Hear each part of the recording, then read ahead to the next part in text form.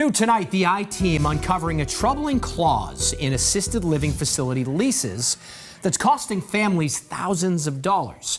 The I-Team has been digging into assisted living facilities which charge families thousands in rent after a loved one passes away or moves to a higher level of care. The homes use landlord-tenant agreements, and that requires a 30-day notice to terminate the lease. But families say providing that notice is nearly impossible. Our chief investigator, Cheryl Fiandaca, went looking for answers.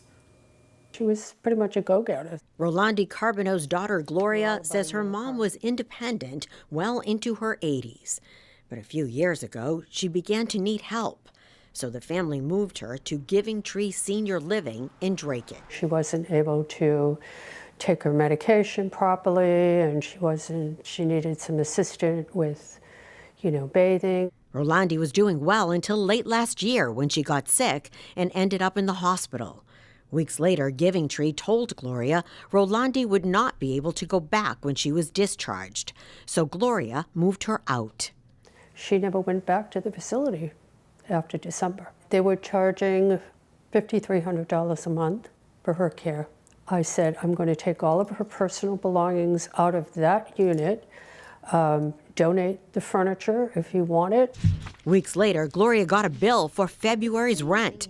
The facility said the contract Rolandi signed required a 30-day notice in writing to terminate the lease. I think it's a disgrace. It's an absolute disgrace. I've been getting the runaround, and they just keep saying, no, no, no. You're lucky we didn't charge you 2 months instead of 1. The I-Team went to Giving Tree, but the person who came out refused to talk to us. Do you want to talk to us about No, I don't want to talk. property? I've been ordered to ask you to leave the property. It's a private property, and you're not allowed to come here without invitation. Please leave. The I-Team has been digging into assisted living contracts for years.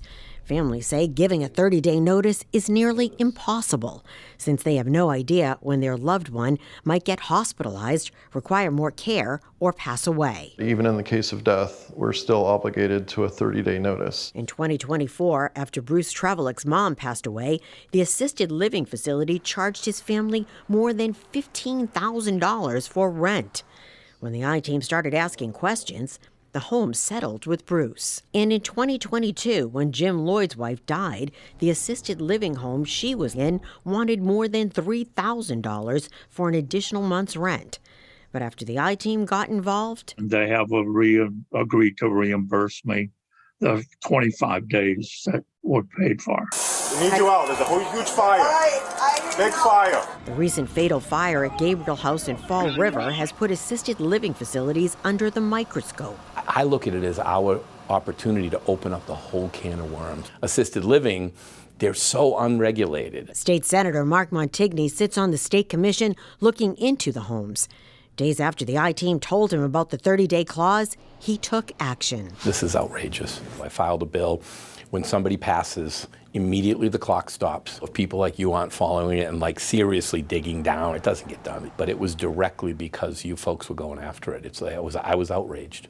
Montigny says he's also filing legislation to close the loophole in cases like Gloria's, to prevent assisted living facilities from charging families when their loved ones get transferred to hospitals or nursing homes. They wanted me to pay $5,300 for February, 7 days in March, and it just doesn't make sense. Gloria says Giving Tree is suing her. An attorney representing the facility tells the I-Team the dispute is a contract matter that will be resolved in court. Meantime, while the legislation is pending, the Attorney General's office is in the process of drafting new regulations for assisted living homes. Cheryl Fiandaca, WBZ News.